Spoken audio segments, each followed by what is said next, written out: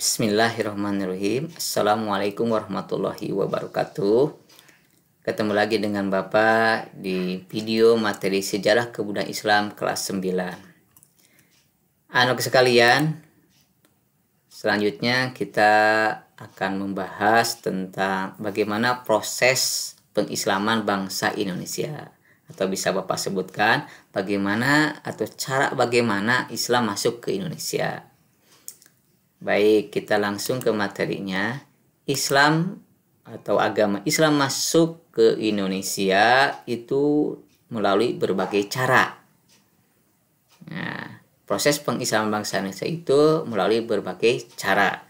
Di antaranya ada 4 cara yang Bapak sebutkan di sini. Di antaranya yang pertama melalui perdagangan, kedua pernikahan, ketiga pendidikan, yang keempat sosial budaya, diantaranya termasuk kesenian. Yang pertama, Islam masuk ke Indonesia atau proses pengislaman bangsa Indonesia melalui perdagangan. Bagaimana caranya sih Islam bisa masuk melalui cara perdagangan?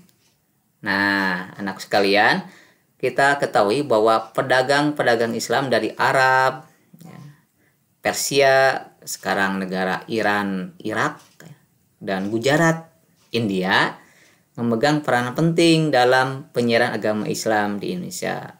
Masuknya Islam ke Indonesia melalui media perdagangan terjadi pada tahap awal, yaitu sejalan dengan ramainya lalu lintas perdagangan laut pada abad ke-7 hingga ke abad 16 Masehi. Pada masa itu, para pedagang muslim yang berdagang ke Indonesia semakin banyak, sehingga pada akhirnya membentuk sebuah pemukiman yang disebut pekojan. Dari tempat pekojan inilah mereka berinteraksi, berasimilasi, bercampur budaya dengan masyarakat setempat atau penduduk asli pribumi sambil menyebarkan agama Islam. Nah, kita pahami dari kegiatan ini tentunya lambat laun agama Islam menyebar ke pelosok negeri di berbagai wilayah Indonesia. Yang kedua, melalui pernikahan atau perkawinan. Di antara para pedagang yang Bapak sebutkan tadi, tentunya ada yang tertarik dengan warga pribumi, baik laki-laki atau perempuan. Kalau kebetulan pedagangnya laki-laki, tentunya akan tertarik dengan para wanita yang ada di Indonesia, ya, wanita-wanita pribumi, sehingga lambat laun mereka harus menikah. Nah, Islam mengajarkan bahwa pernikahan itu harus sama agama, tidak boleh berbeda agama, sehingga banyak wanita-wanita pribumi yang terpikat dengan para pedagang muslim dari berbagai wilayah yang Bapak sebutkan tadi, itu menikah. Lama-kelamaan menjadi terbentuk sebuah komunitas, akhirnya sebuah banyak sekali ya terjadi pernikahan, sehingga Islam melalui pernikahanlah masuk ke Indonesia.